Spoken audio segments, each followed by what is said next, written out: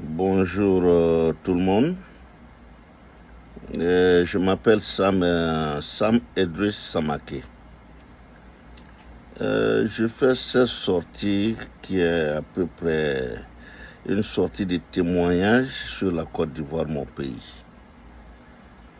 Notre premier président, qui repose en paix, le vénéré Houphouët-Boigny, a dirigé la Côte d'Ivoire pas d'une main de fer, mais d'une manière rigoureuse, très rigoureuse.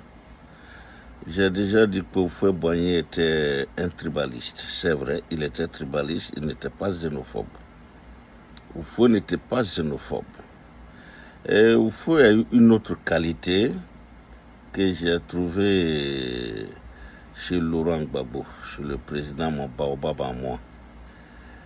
Et cette qualité, c'est que Houphouët n'était pas népotiste. Rares sont les Ivoiriens de mon âge, à plus forte raison ceux qui sont venus après nous, qui connaissent le nom des enfants d'Houphouët. Rare, c'est très rare de voir un Ivoirien. Même les Ivoiriens qui étaient plus âgés que nous autres. Rares sont les Ivoiriens qui connaissent le nom des enfants d'Houphouët, qui savent combien Houphouët avait comme enfant. Le nombre, je veux dire. Moi-même, je ne connais pas le nombre. Les livres d'histoire doivent enseigner ça, mais nous ne le savions pas. Je sais qu'il avait un fils qui s'appelle Guillaume, et je crois qu'il est toujours en France. Houphouët a éloigné toute sa famille du pouvoir. Et pendant l'une de ses conférences mémorables, il a dit ceci: je fais de la politique pour 3 générations de Boigny. Et ça n'est tenu là. Et il a respecté ça. Moi, j'ai vu pour la première fois la fille d'Houphouët au plateau. Celle qui était mariée à Simplice Ansou, et rares sont les Ivoiriens qui le savaient aussi. Elle avait un bookstore, c'est-à-dire une boutique où on vendait les livres. J'oublie le nom, mais c'était pas loin de l'hôtel du Parc, qui est devenu aujourd'hui des magasins, à côté du marché du plateau. Et je lisais beaucoup, donc j'ai été là-bas plusieurs fois et c'est là, je l'ai aperçu 2 ou 3 fois. Une femme très élégante, mais cachée. À peine quand elle rentrait, si on pouvait voir sa silhouette, rapidement elle allait dans son bureau. Donc moi j'ai eu la chance d'apercevoir l'une des filles d'Houphouët. Mais il y a combien d'Ivoiriens qui peuvent se targuer de cet honneur que Dieu m'a fait du moins. Rares sont les Ivoiriens. Donc Houphouët avait cette qualité, il n'était pas népotiste. Bédié est venu. Les Ivoiriens ne peuvent pas dire beaucoup de choses de Bédié, parce que Bédié n'a pas eu le temps de faire son empreinte, de marquer. Il est venu, il a repris le gouvernement d'Houphouët à quelques changements près. L'administration est restée la même, les courtisans sont restés les mêmes. Et il n'a pas eu le temps, sincèrement, d'imprimer sa marque. Il n'a pas eu le temps. Alassane ne lui a pas donné le temps. Il y a eu le coup d'État. Et ce coup d'État de IB et de ses camarades, il paraît que c'est... Bon, il n'y a pas de pareil dedans, c'est Alassane ça a été inspiré en fait pour venir instaurer une justice que les jeunes gens, comme les appelait Guéhi, les jeunes gens voulaient venir réparer. Et l'Afrique est l'Afrique. Gueye qui était venu balayer, a sucé un peu le pouvoir et puis bon, on ne voulait pas le quitter. Il n'a pas eu le temps non plus de marquer la Côte d'Ivoire. Donc on ne sait pas qui il était. Franchement, on ne peut rien dire de son pouvoir. Et Laurent Gbagbo est arrivé. Gbagbo a fait 2 ans. Et les 2 ans, il n'a pas pu asseoir son pouvoir. Il y a eu le coup d'État. Où je veux en venir? Mais pendant les 2 ans, rares sont les Ivoiriens qui savaient que Gbagbo avait des frères et des sœurs. Moi, sincèrement, je n'ai su qu'il avait une sœur que tout récemment. Et la confirmation quand Janet a fait son interview la fois dernière où elle s'est laissée aller un peu. Et j'ai été agréablement surpris de savoir que Gbagbo, quand il était dans l'opposition, malgré toutes les tentatives du président Houphouët-Boigny de bédier après, c'est Gueye qui a nommé sa sœur sans qu'il ne soit au courant. Donc on peut dire qu'on son gré. C'est Gueye qui a nommé Janet. Quel homme. Quel homme. Et donc Gbagbo n'a jamais été ni tribaliste, ni régionaliste, ni népotiste. Houphouët a été tribaliste, il a été aussi régionaliste. Parce que sa région, il l'a fait venir, mais toutes les régions étaient représentées dans la politique de Houphouët. Sauf que il avait un problème quand les présidents d'institutions comme Mamadou Coulibaly Dodiéné, parce que Mamadou Coulibaly était Dodiéné, donc il n'y a eu aucun autre dans ces ministères, dans les ministères en fait. Et il paraît, c'est ce que j'ai appris après, Mamadou Coulibaly s'imposait à ce que personne ne vienne ternir lui son image ou le faire éclipser. Donc il a piétiné tous les hauts cadres d'Odiéné. J'en connais un qui a décédé d'ailleurs, Sékou Touré, qui est à la Pétrosie, qui a fait pont et chaussée en France. C'est pas donné à n'importe qui. C'est lui qui a son team, son équipe qui a découvert le pétrole au large de Jacquesville. Je suis au courant de ça. Houphouët n'a pas été népotiste. Donc aucun Ivoirien ne connaît un parent d'Houphouët dans le gouvernement. Yes, il y a eu le Konabani, mais ce n'est pas ses parents directs. C'est là que j'ai dit qu'il était régionaliste. Il venait de Yamoussoukro. Et c'était tout à fait normal. Mais qu'est-ce que nous voyons aujourd'hui à Ado? Alassane Dramane Ouattara, le grand Alassane, le grand argentier du monde, le grand politicien Alassane, l'hyper-président ivoirien.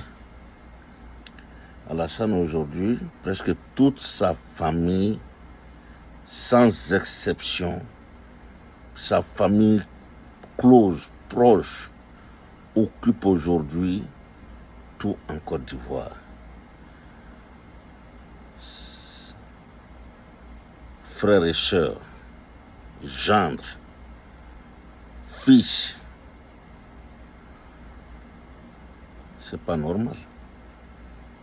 C'est pas normal. Alassane, c'est pas normal. C'est pas normal que tous les rouages soient occupés par ta famille et ta belle famille. Dominique, ses enfants, le café Cacao Côte d'Ivoire. Alpha Blondy, tu trouves ça normal? Alpha Blondy, le grand Alpha Blondy, tu trouves ça normal? Tiken Jah Fakoly, tu trouves ça normal? Moi, je trouve ça aberrant, écœurant. Je ne trouve pas ça normal. Comme si la Côte d'Ivoire était un gâteau qu'une seule famille se partage.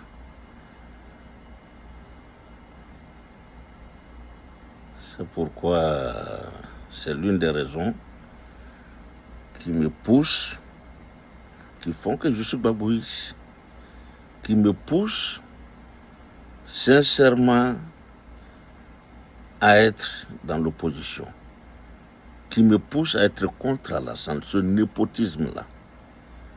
Et ce népotisme ne s'arrête pas là. Ces ministres, ces directeurs généraux, tout le monde fait la même chose qu'au fouet. Dans tous les postes, quand il nomme quelqu'un quelque part, il peut amener n'importe qui. Donc c'est dire que c'est les médiocres. La Côte d'Ivoire est gouvernée par une clique de médiocres, très médiocres, des grands médiocres. La Côte d'Ivoire est dirigée par des médiocres aujourd'hui.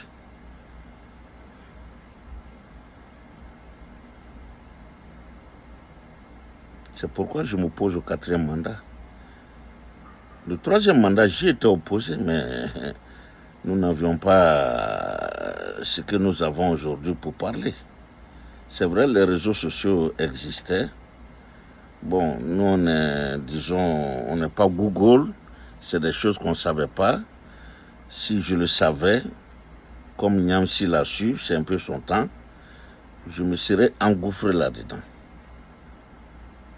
Et j'aurais été l'un des premiers à venir critiquer. Mais ce n'est pas grave, il n'est jamais trop tard. Et croyant en Dieu, je crois que c'est le moment qui est arrivé. Et mes dévanciers, sincèrement, je les apprécie. À part Niamsi, j'apprécie beaucoup Johnny Pacheco.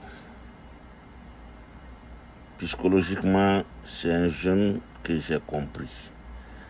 Johnny Pacheco est tellement sincère. Il est très, très, très, très sincère, Johnny Pacheco. Je ne le connais pas, mais sa sincérité se ressent dans ses dires. Et c'est un bon chrétien qui croit en Dieu, qui a peur de Dieu. Et regardez-le bien, hein? Il parle beaucoup de Dieu. Il a peur de Dieu, il a la crainte de Dieu, Johnny Pacheco.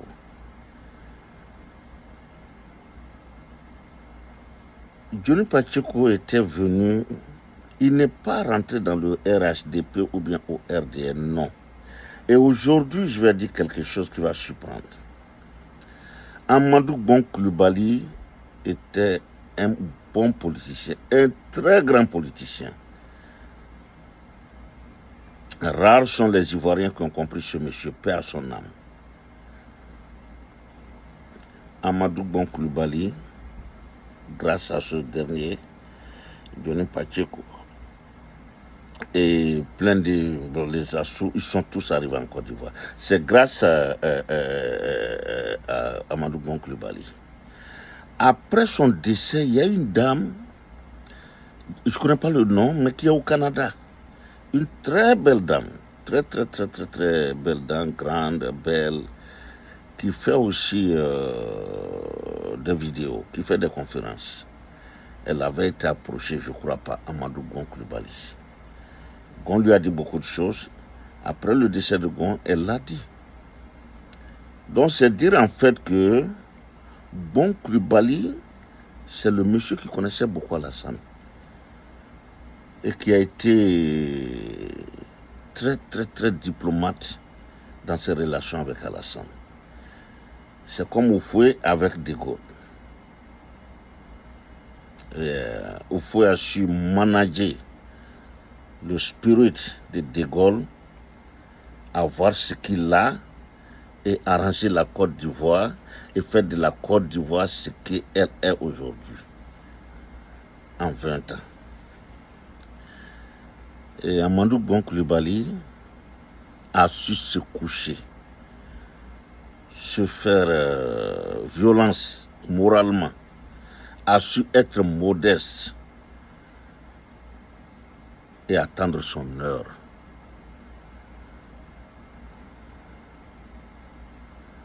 Il n'y avait pas d'autre alternative pour Alassane que de faire assassiner Gon Coulibaly. Je pèse mes mots. Aujourd'hui, je suis convaincu que Alassane, avec ses renseignements, savait que Gon Coulibaly, au pouvoir, il allait beaucoup changer. Peut-être que lui et certains de ses proches auraient eu des comptes à rendre. Je le dis aujourd'hui, je sais de quoi je parle. Je me suis beaucoup renseigné. C'est Gon Coulibaly qui a pu convaincre le jeune Johnny Pacheco de venir. Et plein d'égards. Et si Amadou Gon avait accédé au pouvoir, aujourd'hui, la Côte d'Ivoire, il allait faire 2 mandats, ça c'est sûr. La Côte d'Ivoire ne serait pas ce qu'elle est aujourd'hui. Il n'allait pas être le népotiste qu'Alassane est. Il n'allait pas être le tyran sanguinaire qu'Alassane est.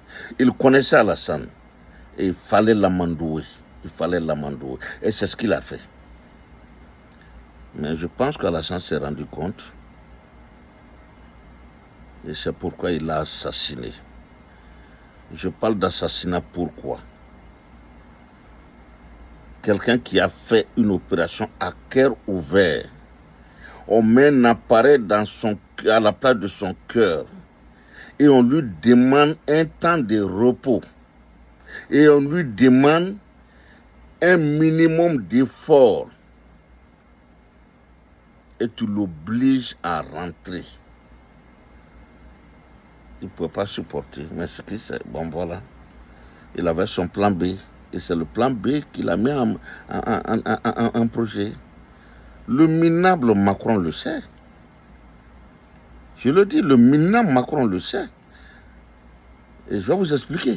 Il s'est empressé de féliciter Alassane quand il a dit qu'il ne va pas se représenter. Il était au courant de ce qui se passe. Il savait que Gon Coulibaly ne pouvait tenir en Côte d'Ivoire que 5, 7 ans maximum. Il le savait. Mais il devait aménager son programme de telle sorte à ce que son cœur ne lâche pas. C'est pourquoi je parle d'assassinat. Alassane le savait. Alassane le savait.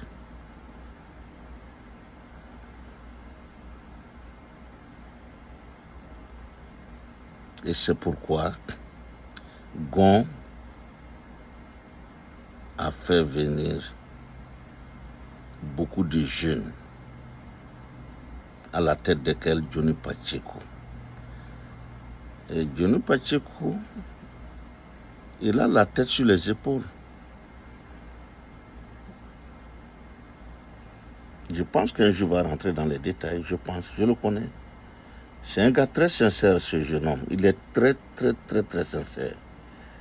C'est un vrai BT. Le BT est sincère de nature. Où ça passe, où ça casse. Où il t'aime pas, il te le dit.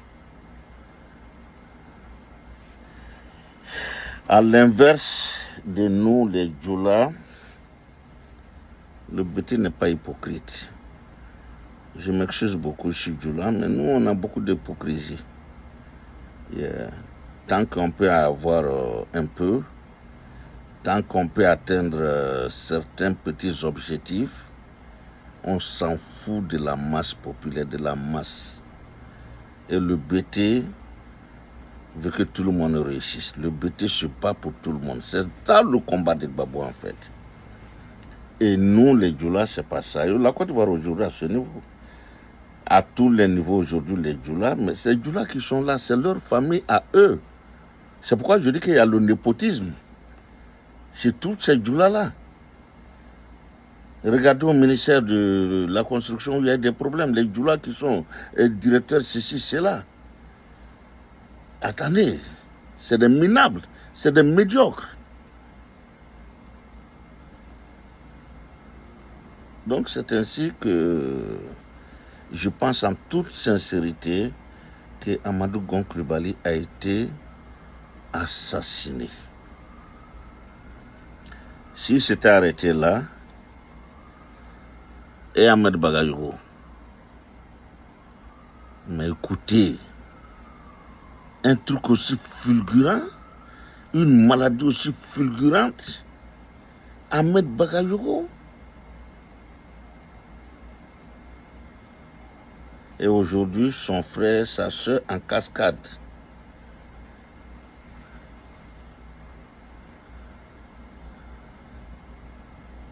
J'ai vu le commandant Ouattara à New York. J'ai causé avec lui. Il a pris mon numéro, j'ai pris son numéro. Mais nous n'avons pas eu la chance de collaborer. Parce qu'en fait, ils étaient un peu au 7e ciel, c'était un peu difficile. Soro a eu la chance. Il a une chance extrême, inouïe. Et son nom le dit, l'invincible. Il y a des gens comme ça qui sont nés comme ça, donc il faut beaucoup faire attention à Soro. Si tu t'attaques à lui, tu perds. Tous ceux qui s'attaquent à Soro perdent finalement. Il y a des gens comme ça, c'est pourquoi il faut croire en Dieu. Et c'est pourquoi le jeune Johnny Pacheco me plaît beaucoup. Il croit beaucoup en Dieu. Si Johnny ne croyait pas en Dieu, Johnny serait resté aujourd'hui au RHDP, RDR. Et puis même s'il voulait qu'on lui paye 5 millions de CFA par mois, le RDR était prêt à le faire. Ça, je vous le dis aujourd'hui. Mais Johnny l'a refusé. C'est pourquoi ceux qui ont dit qu'il était déçu de Johnny, il est venu. Je veux que vous compreniez. Comprenez ce jeune, je le défends. Et je le défends honnêtement, très sincèrement. Johnny n'est pas ce que les gens pensent. Johnny est un gars honnête, sincère, comme les Nyamsi.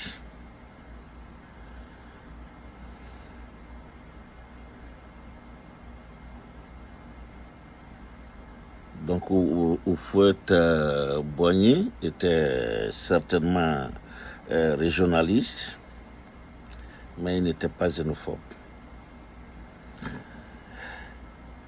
Bédié n'était pas le xénophobe qu'on a présenté, il n'a jamais été xénophobe, Bédié. L'ivoirité a été déviée. Et Alassane s'est beaucoup servi de l'ivoirité à son propre compte. Gueye n'a pas eu de bons conseillers. Le seul qui a la tête sur les épaules parmi tous ces candidats, c'est le président Gbagbo, qui sait ce qu'il fait, qui sait où il va, qui n'est pas venu pour se remplir les poches, qui est africaniste convaincu, de la trempe des Nyerere, de la trempe de Lumumba, de la trempe d'un Nkrumah. Nous devrons vraiment faire de telle sorte que Gbagbo soit préservé. Car Alassane n'attend pas à sa vie. J'ai beaucoup peur aujourd'hui pour Gbagbo, ça je ne vais pas vous le cacher. J'ai très très très peur pour le Baobab Gbagbo aujourd'hui. Notre Baobab Gbagbo, j'ai peur pour lui. Parce qu'Alassane s'en fout. C'est un criminel, c'est un sanguinaire Alassane. Il est criminel, il est sanguinaire. Sinon, depuis qu'il a mis les pieds en Côte d'Ivoire, le nombre de morts directs, indirects, collatéraux, on ne peut pas les compter. Et aujourd'hui, il n'a pas le courage de dire « je me retire » honnêtement. Et c'est ce qu'il devait faire, dans la grandeur. Et il dit qu'il a besoin de réfléchir. Réfléchir à quoi? Tu voulais 5 ans. Grâce à Dieu, grâce au bon Dieu, Gbagbo t'a permis d'avoir les 5 ans. Grâce au même Dieu, Bédié t'a permis d'avoir ton second et dernier mandat. Et tu l'as fait assassiner indirectement. Parce que ce monsieur-là est mort par dépit, par déception. Il en avait gros sur le cœur.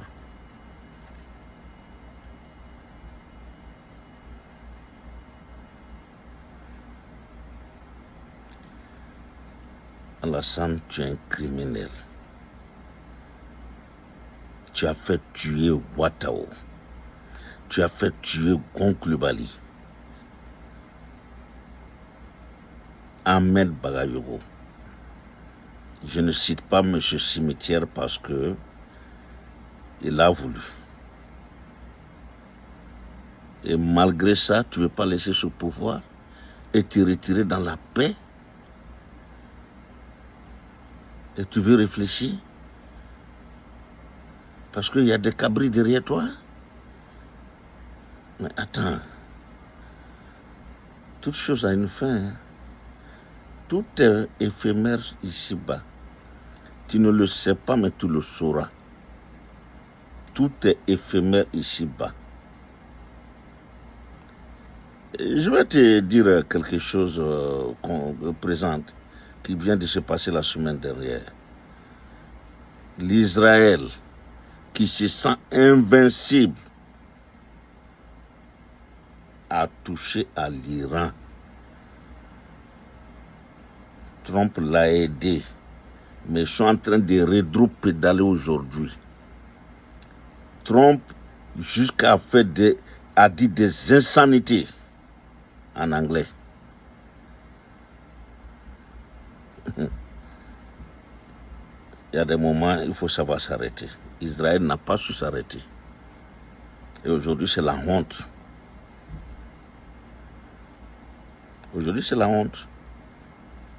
Aujourd'hui, c'est la honte. Qu'est-ce que vous entendez aujourd'hui? C'est la honte. Netanyahu a honte. Le président Trump a honte. Parce que ces deux gars-là, rapport de force, ah non, quand ils peuvent cogner, ils cognent. Et ils ont honte aujourd'hui parce qu'ils n'ont pas su arrêter. Et c'est ce qui guette Alassane. À la force, l'opposition aujourd'hui oppose cette force que tu as hier cédée, que tu as eu hier pour accéder au pouvoir. L'opposition a cette force aujourd'hui. Je l'ai dit ici beaucoup de fois. La force que vous aviez hier, qui faisait que rien ne résistait devant vous, aujourd'hui cette force est en face de vous. Et vous n'avez plus la force d'hier. Vous pensez que vous avez fait le plein du stade? Tout le monde sait comme vous l'avez fait. Mais essayez, et vous allez le regretter. Mes parents du Nord, je vous en prie, quittez derrière ce monsieur qui n'est pas là pour vous. Qu'est-ce que Odene a eu dans le pouvoir d'Oufoué? Dans le pouvoir d'Alassane, rien que désolation, déception. 2 ou 3 people, et 2 ou 3 personnes, Nasseneba, Gaussou, et puis qui? Qui d'autre? Personne d'autre. Nous le savons. Les Djeneka le savent. Et Korogo. Je ne veux pas mal parler de la Sérien qui est un petit frère respectueux, qui m'a beaucoup respecté. Ouais, il refuse de me parler depuis qu'il est où il est. Mais attendez, c'est lui qui est le maire de Korogo aujourd'hui. Mais c'est pas possible. Korogo est tombé à ce point. Le Nord est tombé à ce point.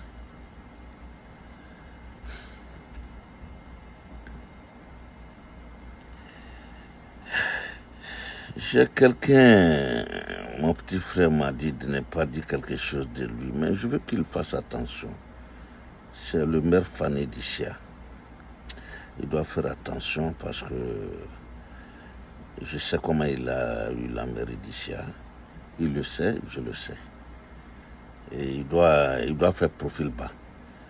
Petit frère, fait profil bas.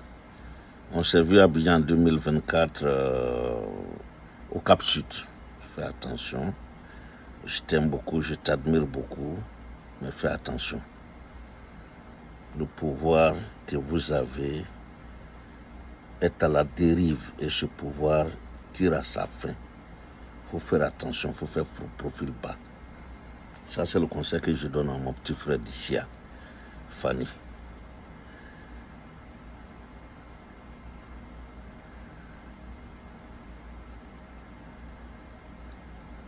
Ceci étant, Alassane, il faut savoir partir. Ça me tendrait que tu comprennes, mais il faut savoir partir. Et je vais venir encore, une fois encore, interpeller Dominique. Dominique, Alassane dit que Tchedja n'est pas ivoirien. Dominique, tu n'es pas ivoirienne. Tu es juive. Tu es née en Algérie. Tu es française. Tes enfants ont aujourd'hui le café cacao de Côte d'Ivoire. Ils ne le méritent pas. La Côte d'Ivoire ne vous appartient pas. Dominique, toi et ta famille, vous avez tout à perdre. Il faut savoir partir. Parle à ton mari. Parle à Alassane. Même s'il n'a pas d'oreille, c'est bouché. Toi, il te comprend. Dis à ton mari que votre temps est fini, c'est révolu. C'est révolu. Votre temps is over. Votre passé est derrière vous. Le présent, le futur, que Dieu vous réserve aujourd'hui, c'est la paix. Les vacances, la paix en famille, vous occupez de vous-même, de votre santé, de vos enfants et petits-enfants, et d'attendre le jour de Dieu en paix. Dis à ton mari, vous avez fait beaucoup pour la Côte d'Ivoire. Vous avez construit des ponts, vous avez construit des autoroutes, vous avez fait ce que vous pouvez. Oufoué l'a dit, quelle que soit la beauté d'une femme, d'une jeune fille, elle ne peut donner que ce qu'elle a. Alassane a donné ce qu'il a. Il n'a plus rien à donner à la Côte d'Ivoire. Ceux qui s'agitent aujourd'hui le savent. Il n'a plus rien à démontrer. Et c'est ce que je vous ai dit. Qu'est-ce que Dominique, toi et ton mari, vous avez démontré encore au monde? Rien. Dominique, tu es multimilliardaire. Tu as géré les biens de Bongo. Tu as géré les biens d'Oufoué. Ça fait près de 20 ans que la Côte d'Ivoire, vous gérez la Côte d'Ivoire. Le budget de souveraineté de la Côte d'Ivoire, vous le gérez, vous l'avez, vous l'avalez. Cela ne vous suffit pas? Dominique, il faut parler à ton mari. Je te parle en tant que beau-frère. Si tel est le cas que c'est... Non, c'est la vérité. Alassane, ça m'en vient de donner. Je suis quelque part son tonton. Dis à mon neveu de savoir partir, Dominique. Sachez partir, Dominique. Le monde entier a les yeux braqués sur la Côte d'Ivoire aujourd'hui. Comme en 2010-2011. C'est en votre faveur. Cette année, ce n'est pas en votre faveur. Ça ne sera plus en votre faveur. Sachez partir, Dominique. Sachez partir, Dominique. Dominique, la seule chose qui vous attend, toi, ton mari, tes enfants, votre clan, c'est l'humiliation la plus cruel. Je veux que vous l'évitez. Vous pouvez l'éviter. Vous pouvez éviter cette humiliation. Évitez-la. C'est toujours possible de l'éviter. Sinon, l'humiliation sera très, très, très cruelle. Elle sera cruelle, Dominique. Elle sera très cruelle.